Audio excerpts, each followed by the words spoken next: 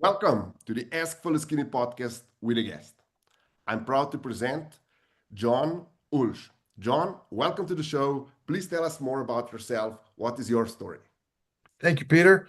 Um, so for your audience, we'll try to get my background story in place because I know the theme of your podcast is to help people in midlife crisis. So the quick version of my story is I'm here in Pennsylvania in the United States, close to Harrisburg, which is our capital, close to Philadelphia. 19 years ago, on December 1st, my family, my 8-year-old daughter, my 4-year-old son, and my wife at the time were leaving a swim meet down, again, indoor swim meet in December in Pennsylvania. And so our 8-year-old Katie was the one who had the swim meet, and we brought the 4-year-old along. So doing what would be considered very typical here in the United States, if you have kids, you're going to soccer, football, you're going to swim meets, ballet, music practice, normal things if you have children on a Saturday afternoon. So we left the swim meet at around lunchtime, noon, and instead of turning left and going home exactly the same way we came, which was about an hour drive, we turned right and decided to take a more scenic route home. Um, we were driving on a 55-mile undivided highway, so very rural country roads. Very few houses, a lot of fields for farmers where we were. So we were in a pretty rural area. A car coming the other direction at the very last second crossed the center line. Um, no skid marks on the road, so I didn't see the other driver. The other driver didn't see me. And the police report would estimate the impact speed at 125 miles an hour. Two objects in opposite directions. We were going 55 miles an hour. The other driver was doing 70. So I was told recently that that's about 202 kilometers per hour for those listeners who work in kilometers. So other driver died instantly. Um, my whole family was injured. My wife was in the front seat, unconscious, broken hand, broken foot, broken ribs, broken collarbone from her seatbelt, uh, severed abdominal from the seatbelt. Um, my 4-year-old son was sitting behind me in a booster seat. Um, my chair came back into him, snapping his fibia and tibia in his left leg, and then breaking his collarbone.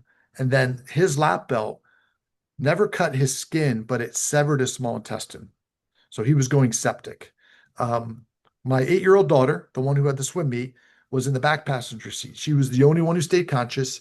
And when first responders would eventually show up, they found her crawling between the front seat, crying, "Daddy, don't die." I was the most injured. Um, I would be given less than a 3% chance to survive. In the first 12 hours, I took 38 units of blood. So a guy my size, a guy your size, Peter, would hold about 8 units of blood in their body. So that's how many times I was bleeding out. Um, the energy from the collision um, came up my left leg, shattered my pelvis 7 inches apart, and then proceeded to fracture my tailbone and then my L1 through L4 vertebrae, which are four lowest vertebrae, all fractured into each other. That was not going to kill me. My spleen ruptured, my diaphragm ruptured, my left lung completely collapsed, my right lung partially collapsed, and my heart was damaged. Um, I spent 18 days in a coma. My son spent the second most amount of time in the hospital. He spent 15 days in the hospital. So when I came out of the coma, my family was home recuperating from their injuries. So I knew pretty quickly my family survived. Um, the police report was finished from the accident. I knew it wasn't my fault. The other driver was a distracted driver, no drugs, no alcohol, but distracted, and at the very last second crossed the line. Um, I would quickly figure out that I was paralyzed from the waist down. So I had big blue sutures from being cut open. I had all these tubes and everything going through me, but it took me a day or two to even realize I couldn't move my own legs. Um, Ultimately, because of my back and my pelvis being put together with titanium, I was non-weight bearing.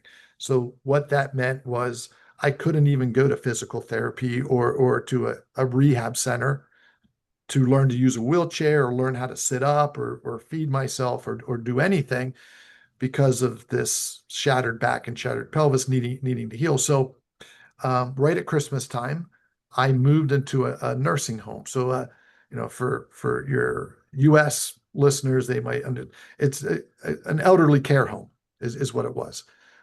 So I moved in there to spend 8 more weeks waiting for my back and my pelvis to heal. So laying flat on my back, not being able to raise more than 15 degrees, not being able to feed myself, not being able to bathe myself or do basically any normal function other than lay there. Um, I would later get to go to physical therapy, where eventually I was able to use my right leg. As the swelling on my spine went away, use of my right leg started to come back. My left leg had very little use, and to this day, 19 years later, it feels like it's asleep. So the pins and needles of like when you put your foot down, you're like, I can't feel anything. Or if you were to put cold or heat or little needles, I can't feel it. If you squeezed it really hard, I could feel it. But the only reason that I would eventually learn to walk was because of all this nerve damage that went through my left leg. I can feel my big toe. And so for those people who know either family members who have diabetes or somebody who has gotten frostbite, they always try to save that big toe because that is your balance.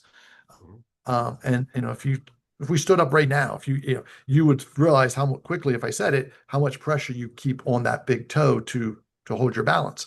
So very much a miracle that of all this nerve damage, that my big toe was able to feel and therefore ultimately learn to be able to walk.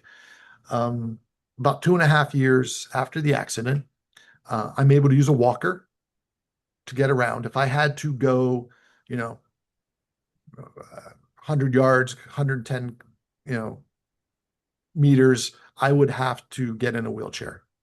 Um, and so I'm sitting at home, and now my daughter, who's 8 or 10 years old, is a big soccer player, big European football, soccer, pick your name. Um, and she's out front juggling a soccer ball, and I look up and she's not there, and she comes into my office and she's crying, and I just assumed that she hurt herself. And she says to me, I miss my old daddy. I miss the dad who would come out and train with me in the yard. And you know, I believe that I survived a 3% chance so that my kids would have a father. And now my 10-year-old daughter was basically calling me out and saying, like you're, I wish I had the dad who would be able to come outside and do things with me and not just sit inside. And so the next day I go to physical therapy and I quit. And it's 9:45 a.m. and I just go down the street to my local YMCA, which has a gymnasium, a fitness center, and I just happen to walk in at 10 a.m. at the exact same time that there's a program for teenagers with Down syndrome. Mhm. And if you've had the opportunity to spend any time around adults or teenagers with Down syndrome, they are the most positive human beings on the face of the earth. Um, and it was the perfect place for me to be because at 7 a.m. or 8 a.m., I would have been around my peers. And, you know, at this point, little skinny me at 150 some pounds. I mean, I was a 185-pound marathon runner when the accident happened. It actually saved my life because my left lung collapsed and I had very little body fat. So when they had to cut me open to try to stop the internal bleeding, I didn't carry all this extra visceral fat. So that part of my life before the accident ultimately played a role in my survival. But now I'm 2 years removed and 150 some pounds of skin and bone. And I knew I had to build back my body. I thought I was rebuilding back my old life. I mean, I'll be honest with you, my goal was I was going to run again. I can beat all this. I'm just going to push myself.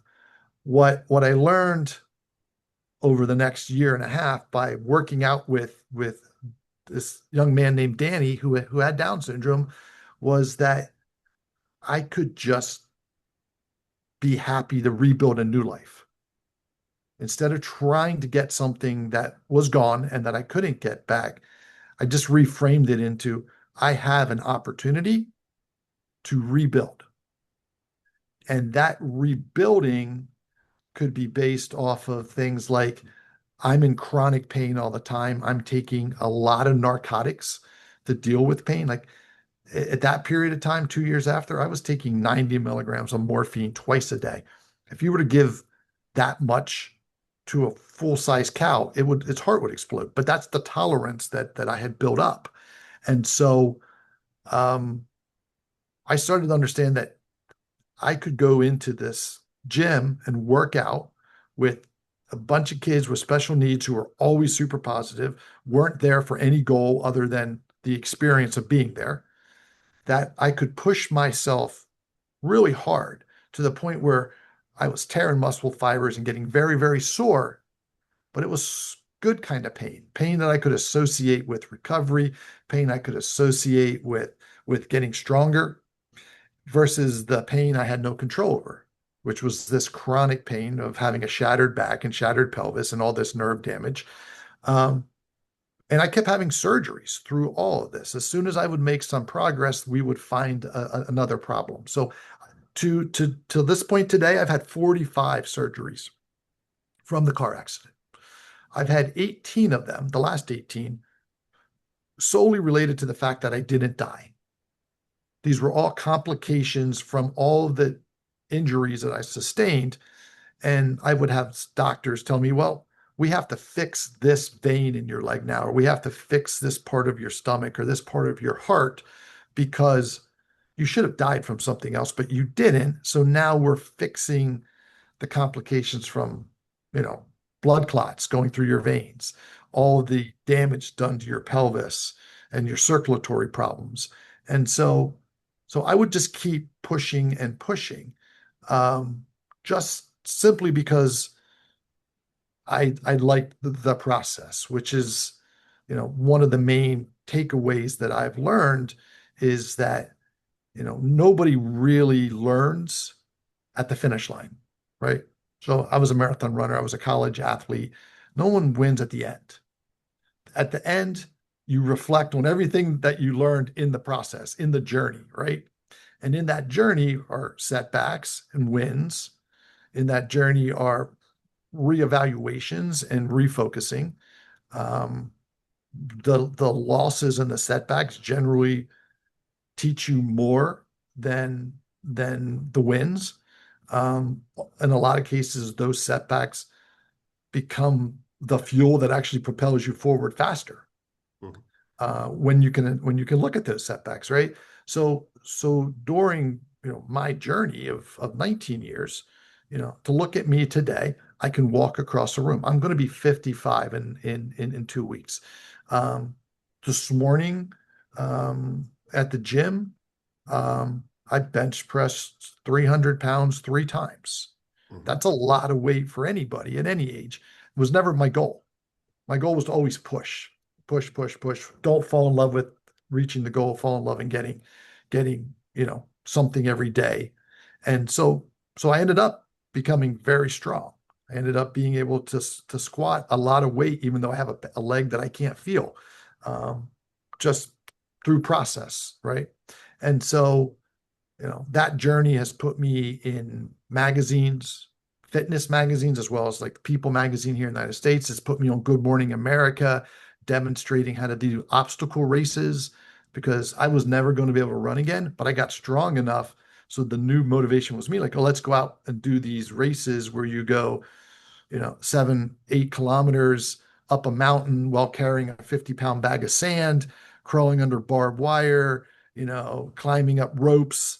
And so, I started doing those with people with either their first time doing that with a disability. The idea was, look, if I can do this, then just about anybody else can figure out a way to do it. Let's do it together. So let's go tackle this obstacle race as a symbol of being able to tackle anything, right? Um, and so today, I coach. I wrote a book that, for those who can watch in the video, can see the backside, called The Upside Down. It really is a book about, my journey for the first 30,000 words. And the next 20,000 are really about these 8 pillars that, we want to talk about today, a little bit about how to deal with setbacks, adversity, midlife crisis, right? And how to come up with a plan to go forward from it. Um, Ultimately, I think, the single greatest accomplishment that I can take credit for was that I stayed committed. You know, it's common. I have this conversation a lot about motivation versus commitment, right? Motivation is a great tool to get you started. Commitment is literally the thing you can lean against when you don't have motivation. And to me and to my clients, commitment looks a lot like, you know, being ready when you're not ready. Um, you know, being realistic about your situation. Um, I feel like a lot of times people want to perceive their life the way they want it to be, not the way it is. And that doesn't mean you have to accept the way it is, but if you can't identify where you're sitting right now, where you are, um, how can you really start to move forward? So a lot of times it's like, all right, am I there? Where am I? You're gonna evaluate your situation, and then you're gonna see if you're in alignment. Like, am I in alignment right now with where I want to be? And who do I have around me, or what do I have in my corner to support it, right? And then ultimately, the big step that I think your clients would say, my clients would say, is this decision part, right? We all suffer from decision fatigue in the world, too many decisions.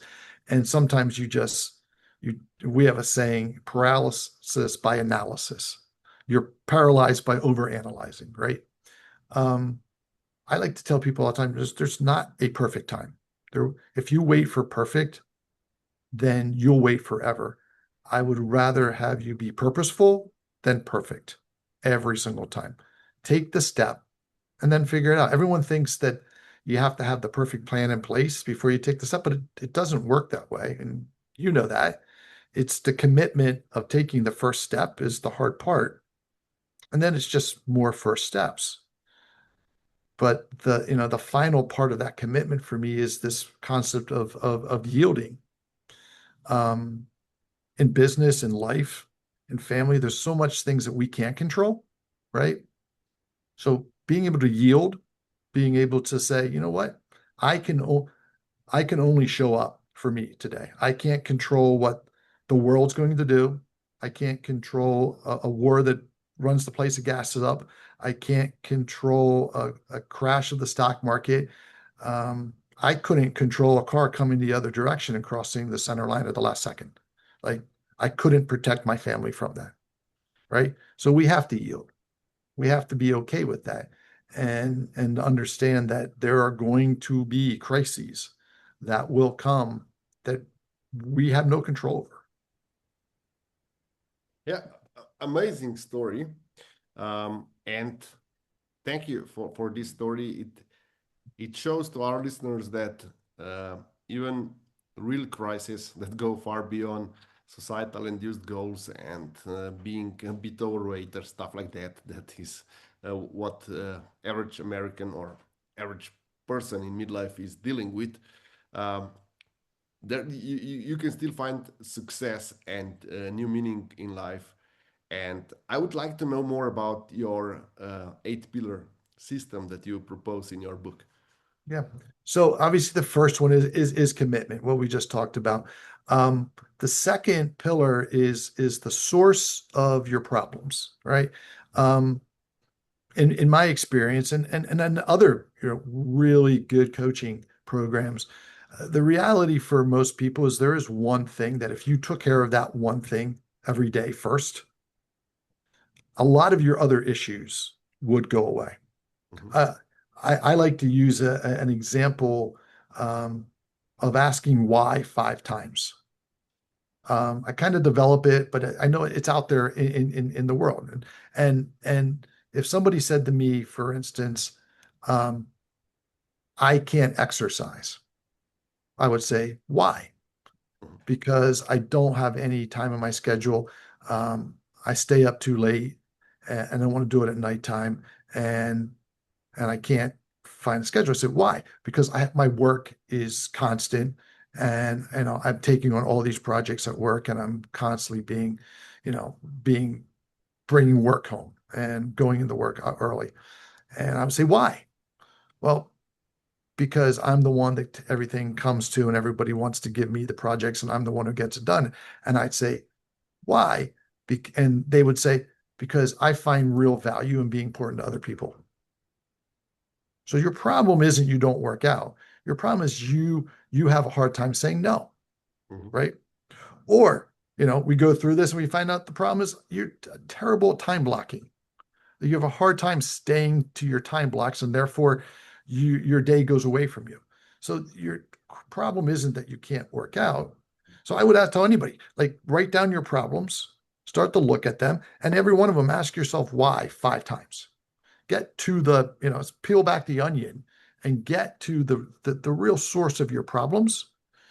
And when you have that source of a problem, now you can create a written plan. I'm not as you and I were talking before we went to start to record. I am very much about not falling in love with the finish line or falling in love with the goal itself. But I will say that I am also very much about putting things in writing and putting a plan together that you can execute. And so, you know, a written plan is super valuable. Whether you're creating, I mean, yourself, you're using in manual books to this day. I still very much use manual books to write. I Mhm. like to, I have all my workout books for 19 years, handwritten. Even though we all have great apps and things on our phones that can do that, that's my structure. Um, the reason I like written plans is because you need to keep score. Mhm. Not because if you're not keeping score, how do you know if you're winning? And if you're not winning, how can you make adjustments? Right? So that's my fourth pillar. Um, the fifth is always the setbacks that come from execution, right? They're going to come and they're going to come from any point, um, some within your control, some without of your control. Um, but when you recognize them, which again, you're going to recognize them by your written plan and by your execution, right? When you recognize that little blip, the things that aren't working, the setback, the crisis, um, you're more inclined to see it coming when you are documenting your journey, whether that's even journaling or whether that's on a corporate side, that's a proper profit and loss report that comes out monthly. But it's the that setback is in there for you to see easier than to just go off of feeling, right? At which point you reevaluate. How do we change? And and my point is that I've always learned more from those setbacks. It doesn't always feel good, right?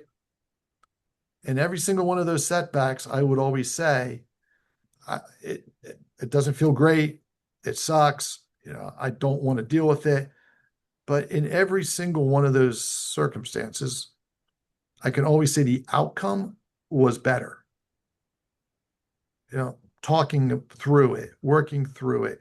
Every one of those setbacks, when you address them, will almost always show you a weakness or an improvement that you can then accept again, recommit, right? Recommitting now to the same, because now we know some more parts of the puzzle, right? Um, And then, the final two of those pillars, the seventh pillar is to me the most important of all of them.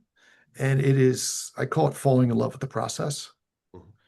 Um, and when the process is the thing that you look the most forward to and not the goal, like there'll be a shift in every person who's trying to move from a hard thing forward every single time. At some point, for true success and true change to happen, you've got to like the process, right? Um, I've been fortunate to talk to professional and collegiate athletes here in the United States, but it works for athletes everywhere. You never meet a professional athlete who hates practice. Mhm. It doesn't exist.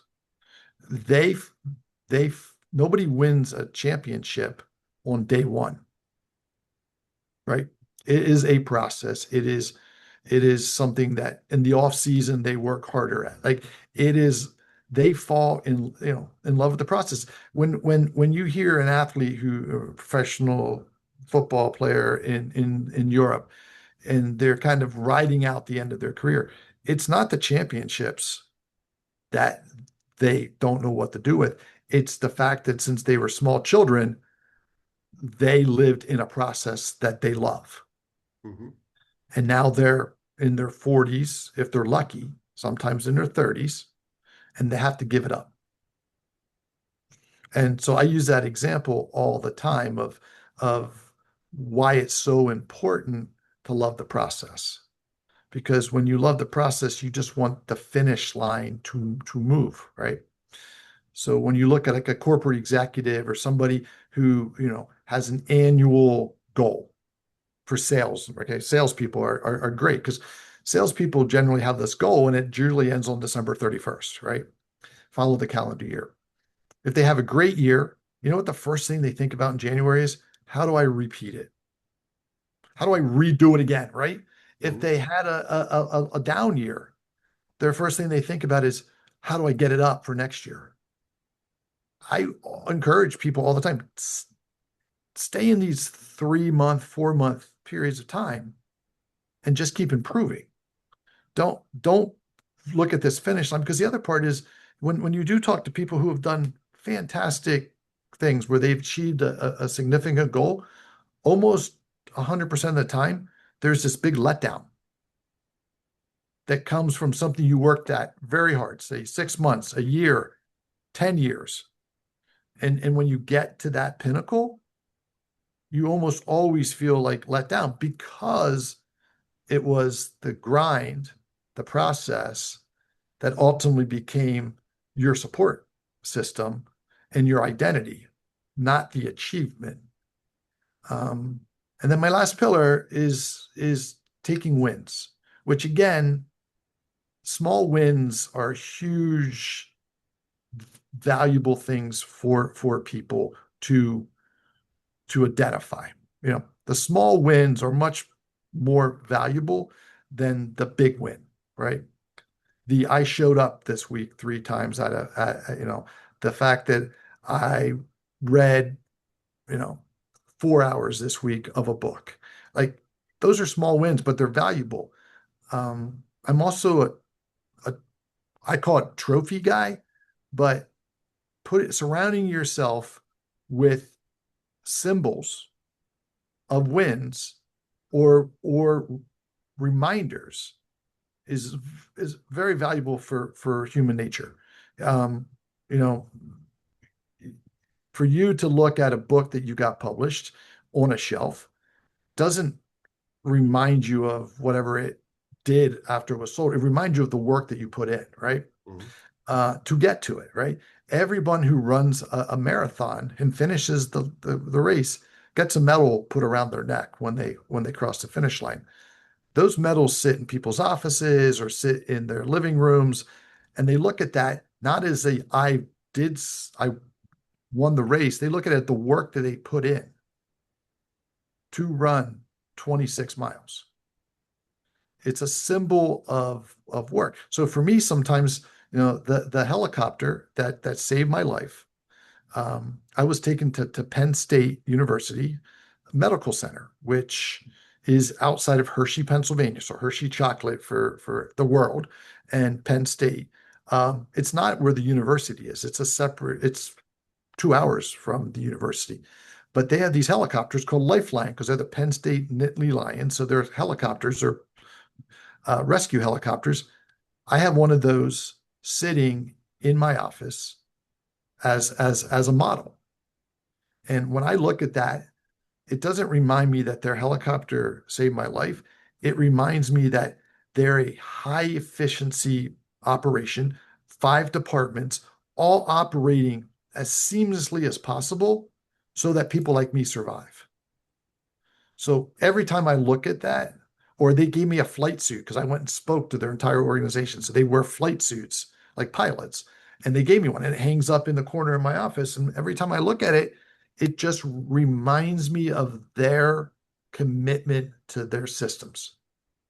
Like they're a business, but they're a business who saved my life, and they saved my life because they operated at a very high efficiency and very much executional. Their wins are people like me who survive, and they also go home every night with people like me who don't make it.